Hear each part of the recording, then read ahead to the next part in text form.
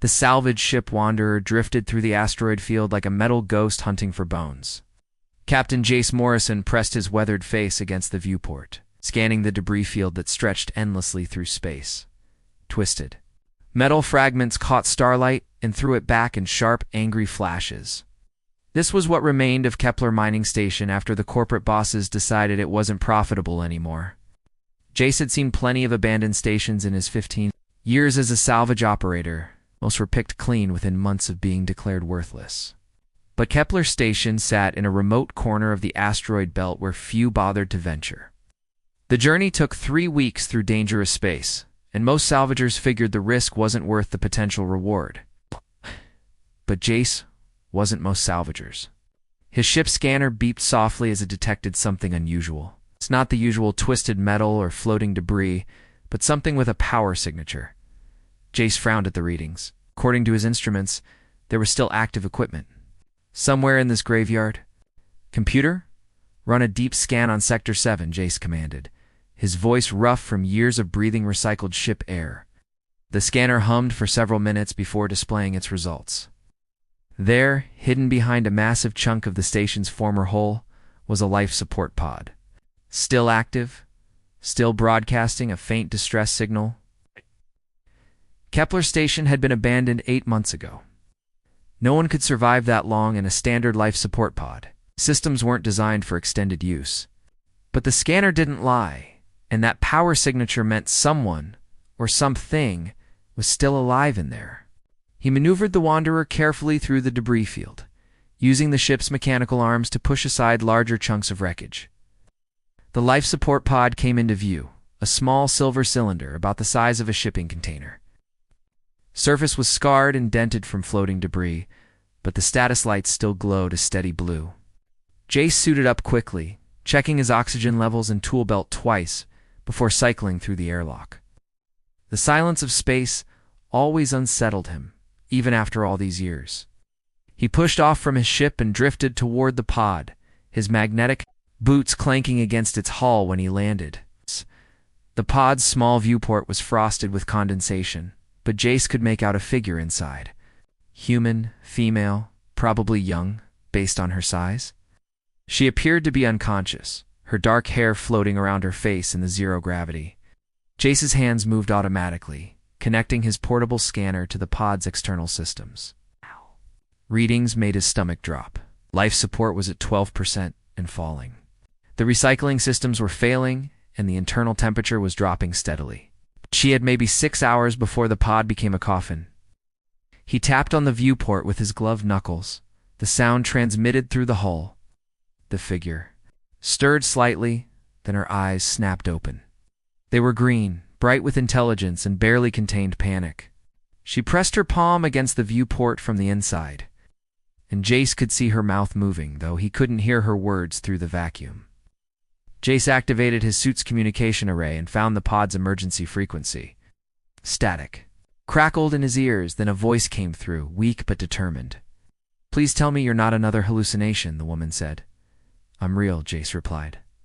"What's your name?" "Nessa Thorne." "I was a systems engineer here before." She paused, coughing. "Before they left us all behind." "How long have you been in there?" 7 months, 18 days, 4 hours. Her voice was steady, but Jace could hear the exhaustion underneath. "I've been keeping track. It helps pass the time." Jace's mind raced. 7 months in a life support pod meant she was either incredibly lucky or incredibly resourceful. Probably both. "I'm going to get you out of there, Nessa. My name's Jace Morrison. Are you with the company? Are they finally coming back for us?" "No," Jace said quietly. "I'm just a salvager. But I'm here now, and I'm not leaving without you." Through the viewport, he saw her close her eyes and take a shuddering breath. When she opened them again, there was something like hope there. "The pod systems are failing," she said. "Even if you get me out, I don't know if I can survive the transfer to your ship. The life support has been slowly poisoning me for weeks. My body's adapted, but any sudden change." "We'll figure it out," Jace said firmly. "I didn't find you just to watch you die." He began examining the pod's docking mechanism, looking for a way to create an airtight seal with his ship. It would be tricky, but not impossible. The real challenge would be keeping Nessa alive during the transfer process. Jace, her voice came through the comm, quieter now. Why are you helping me? You could just take what salvage you want and leave. No one would ever know. He stopped his work and looked at her through the viewport. Those green eyes held a pain deeper than physical suffering. This was someone who had been abandoned by people she trusted, left to die alone in the cold darkness of space. Because everyone deserves a chance, he said simply. Because sometimes doing the right thing is the only thing that matters. For the first time since he'd found her, Nessa smiled. Jace began the delicate work of connecting his ship to the failing life support pod, knowing that one mistake could kill the only person who had survived Kepler Station's abandonment. But he also knew he couldn't live with himself if he didn't try. In the vast emptiness of space, compassion was the rarest element of all. The connection process took 3 agonizing hours. Jace worked methodically, using magnetic clamps to secure his ship's emergency airlock to the life support pod. Every few minutes he checked on Nessa through the comm. Her breathing was getting shallower, and the pod's oxygen levels continued their deadly descent. "Talk to me, Nessa," Jace said as he sealed the final connection. "Tell me about Kepler Station." "It was supposed to be a 5-year mining operation," she replied, her voice weaker now. 300 workers extracting rare minerals from the asteroid belt. The company promised good pay, full benefits, transport home when the job was done. Jace tested the airlock seal and began the careful process of equalizing pressure between the 2 vessels. What went wrong? The minerals weren't as abundant as the survey suggested. After 2 years, profits started dropping. The company bean counters decided it would be cheaper to write off the station than continue operations. So they just left. Everyone Nessa's laugh was bitter. They told us transport ships were coming. Told us to pack light and be ready for evacuation. Most of the workers believed them, waited at the main docking bay. When the explosion started, I realized the truth. Jace's hands stilled on the controls. Explosions? The company didn't want to pay severance or deal with lawsuits. They rigged. Charges throughout the station made it look like an industrial accident. I was in the engineering section when it happened. Managed to get to this pod before the whole place came apart. Airlock finally showed green lights across the board. Jace moved carefully into the cramped space between his ship and the pod. The life support pod's hatch was designed for emergency use only. It's barely wide enough for a person to crawl through. When he opened it, the smell hit him immediately. 7 months of recycled air, human waste, and the metallic temps of failing life. Support systems. Nessa lay curled in the pod's cramped interior, surrounded by makeshift repairs and jury-rigged equipment. She had somehow managed to extend the pod's life far beyond its design limits. Cables and components were rerouted in ways that shouldn't have worked but obviously did. She had even created a small hydroponic garden using emergency rations in the pod's lighting system. "You're brilliant," Jace said as he carefully lifted her from the pod. She weighed almost nothing, her body weakened by months of malnutrition and recycled air. "I'm stubborn," she corrected. "There's a difference." Getting her to his ship's medical bay was like handling delicate glass. Her body had adapted to the pod's failing systems, and the cleaner air in Jace's ship made her cough violently. He connected her to the medical scanner and didn't like what he saw. "Your blood chemistry is completely out of balance," he said, reading the results. "Your body's been compensating for carbon dioxide poisoning for months. We need to transition you slowly, or the shock could kill you." Nessa closed her eyes, exhaustion finally overwhelming her determination. "I'm tired, Jace. So tired of fighting just to breathe." "Then rest," he said gently. "Let me do the fighting for a while." Over the next 6 hours, Jace carefully adjusted the medical bay's atmosphere to match the pod's failing systems, then gradually improved it. He monitored every breath Nessa took, every heartbeat, every chemical change in her blood. It was delicate work requiring constant attention and adjustment. During the quiet moments, she told him more about Kepler Station.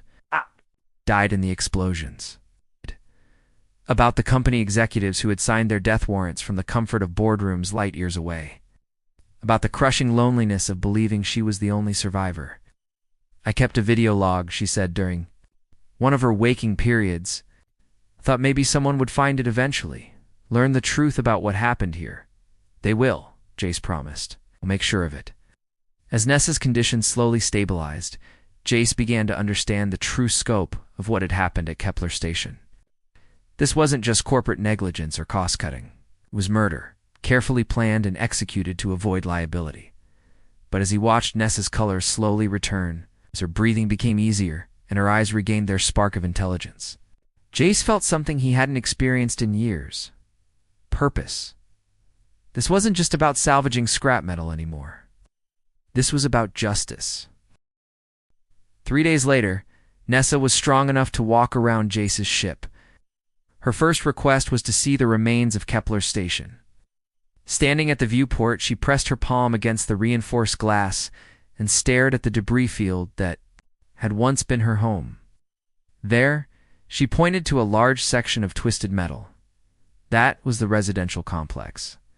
200 people lived there. Her finger moved to another piece. And that was the mining center, where most of the explosions started. Jace studied the debris pattern with professional eyes. This wasn't random destruction. Someone knew exactly where to place charges for maximum damage. "Marcus Webb," Nessa said, her voice hard. "Station administrator." He had access to all the structural plans, all the security systems. He must have been working with the company. "Think he's still alive?" "I know he is." Nessa turned from the viewport, her green eyes blazing with controlled fury. "His private shuttle was gone before the explosions.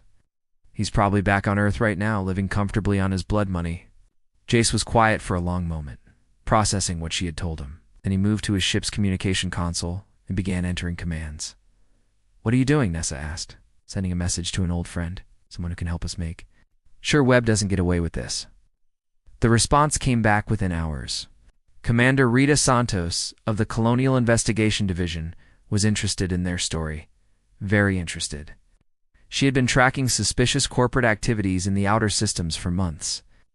And Kepler Station fit a pattern she had been trying to prove. "Can you get us evidence?" her message asked. "Something that proves the explosions were intentional?" Nessa looked at Jace with determination burning in her eyes. "The station's central computer core. If it survived, it would have records of everything.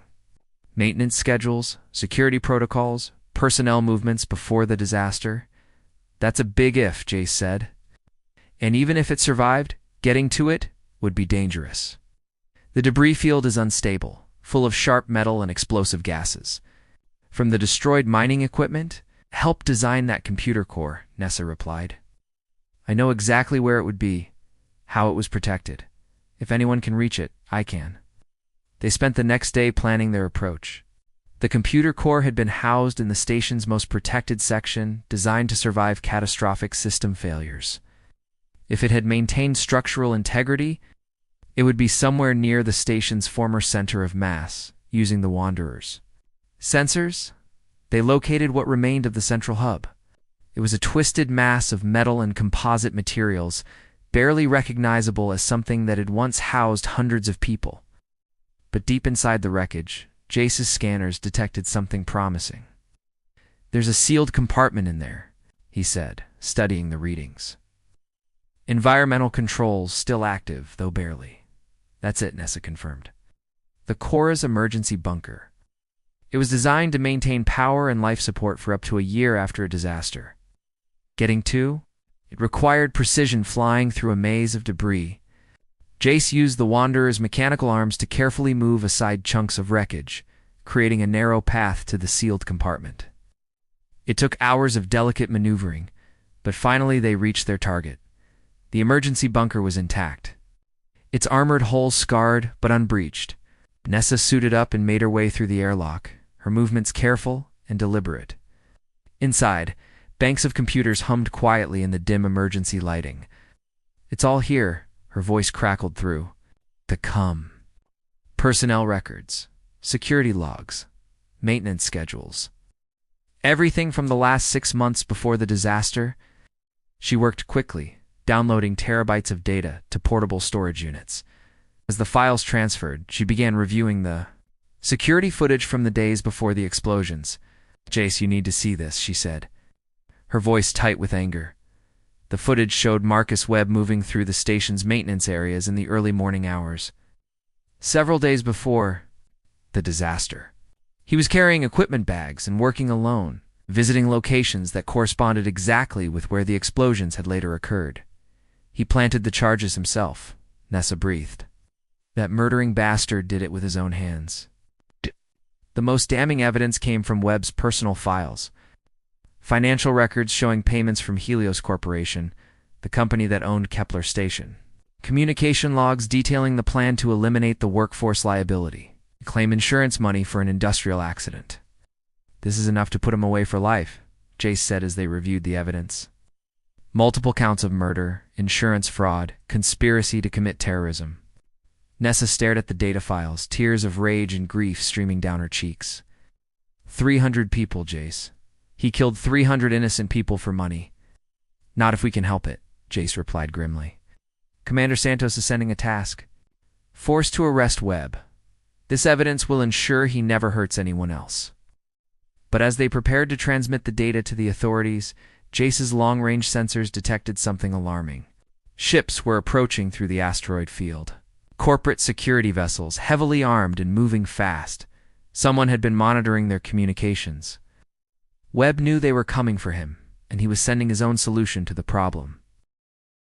The first missile struck the Wanderer's starboard hull, sending both Jace and Nessa tumbling across the bridge.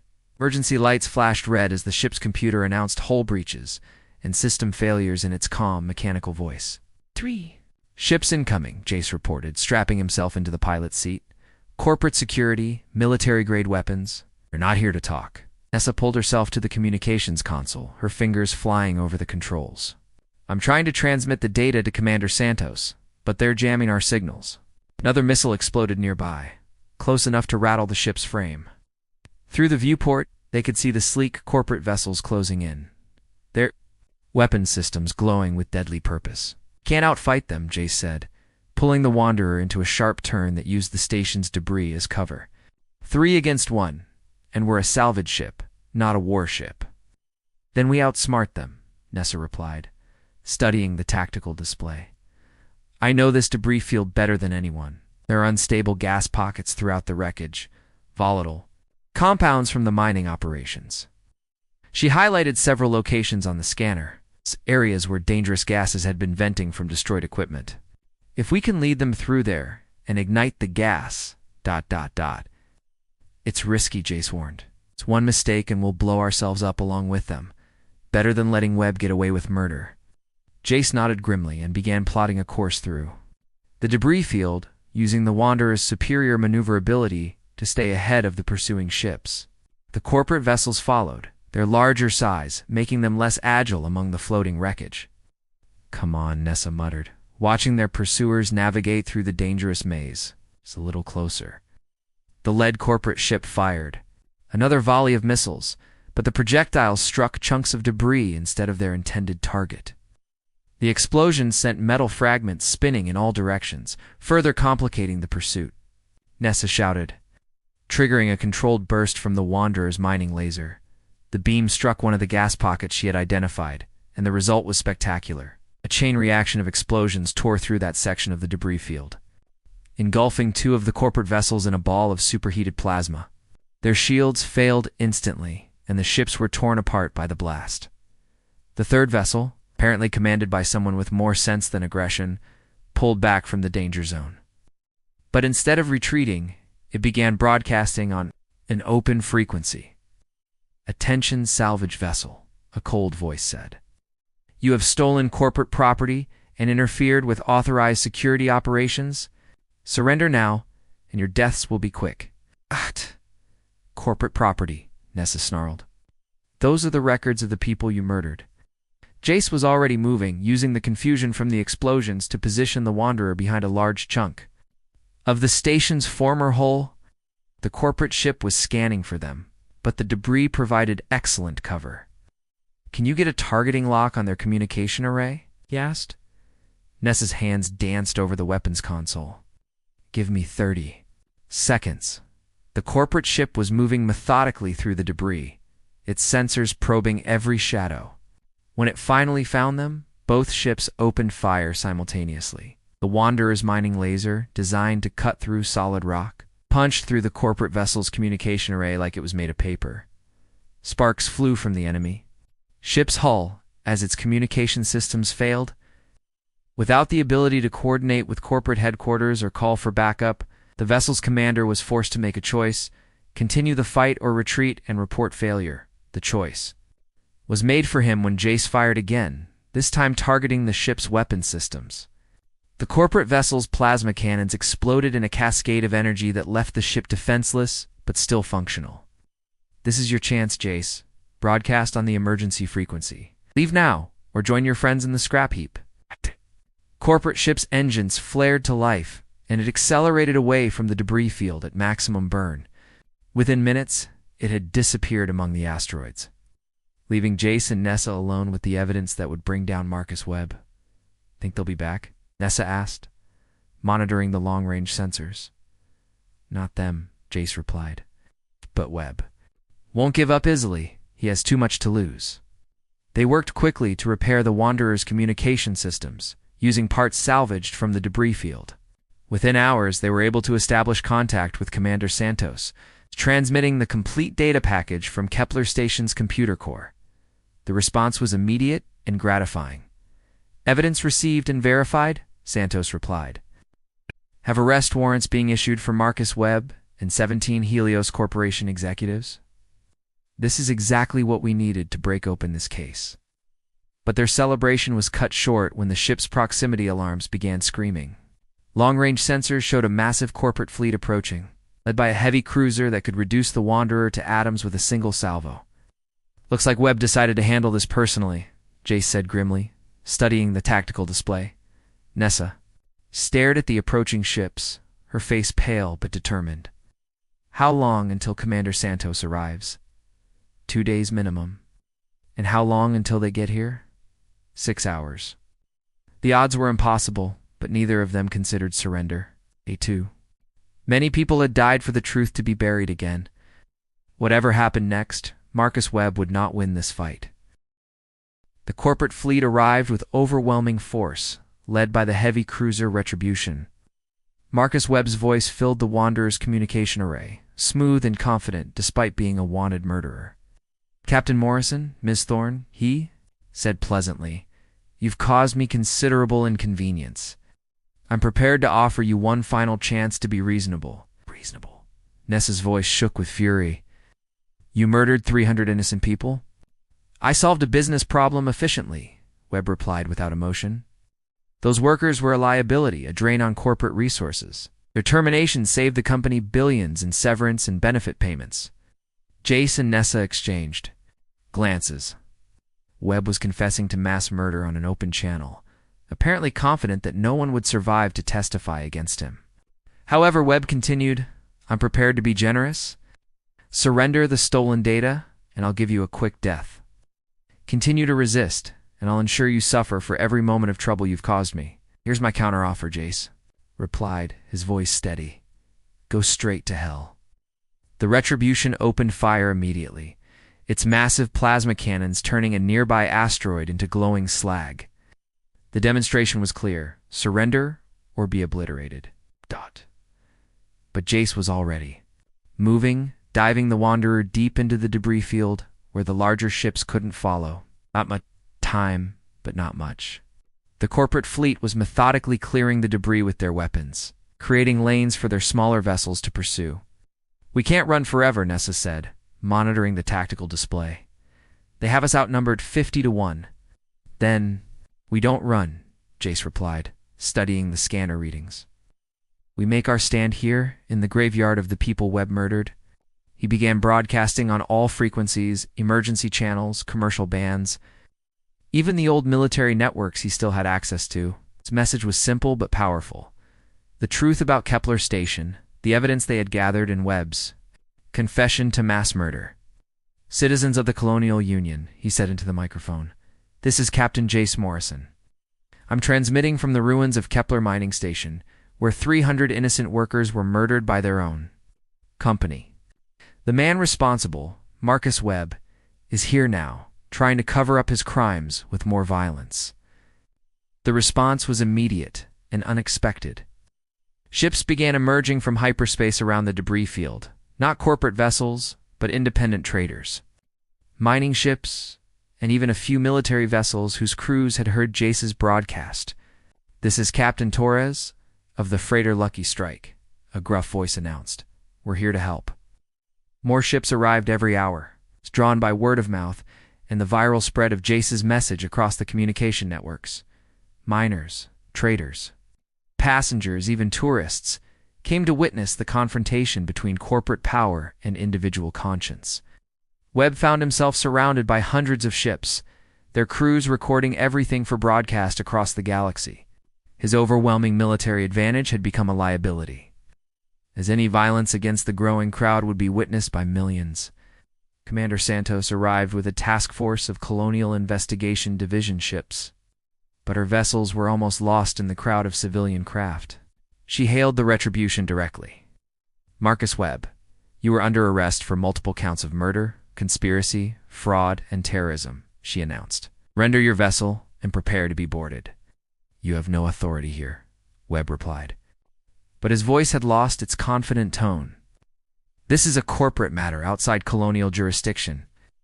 "Murder is always within our jurisdiction," Santos shot back. "Stand down your weapons and surrender, or we will take you by force." To standoff lasted for 3 tense hours. Webb's fleet was powerful enough to destroy Santos's task force, but doing so in front of hundreds of civilian witnesses would end any pretense that this was a legitimate corporate security operation. Finally, faced with impossible odds and global scrutiny, Webb's fleet began to withdraw, but the man himself wasn't finished. His personal shuttle launched from the Retribution, heading not for escape but directly toward the Wanderer. "If I'm going down," Webb's voice crackled over the com, "I'm taking you with me." The shuttle was loaded with explosives, a suicide run designed to eliminate the witnesses who had brought his empire crashing down. But Jace was ready for him. The Wanderer's mining laser fired once, precisely targeting the shuttle's engine core. The explosion was visible across the entire debris field, a brief star that marked the end of Marcus Webb and his reign of corporate terror.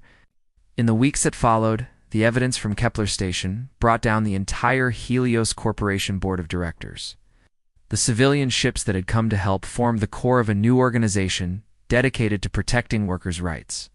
In the outer systems, Nessa used her share of the salvage rights to fund a memorial at the site of Kepler Station, a monument to the workers who had died there. She also established an engineering school that would train a new generation of systems specialists, people who would never forget the importance of putting human lives above corporate profits. Jace found himself at the center of a movement he had never intended to start. Ships across the galaxy began flying flags bearing the symbol of Kepler Station, a reminder that ordinary people could stand up to unlimited power and win. Together at the memorial dedication, surrounded by thousands of ships and millions of voices demanding justice, Jace and Nessa watched the sun set behind the asteroid field. "Do you think it was worth it?" Nessa asked quietly. "All the risk, all the fighting?" Jace looked at the memorial, then at the crowd of people who had come to remember the dead and celebrate the living. "Ask me in 100 years, he said. "When children are growing up in a galaxy where corporations can't murder their workers without consequences." Nessa smiled and took his hand. Around them, the lights of countless ships twinkled like stars, each one carrying people who believed that compassion and justice were worth fighting for. The galaxy had changed, starting with one act of kindness in the cold darkness of space, and that Jace thought was exactly how it should be.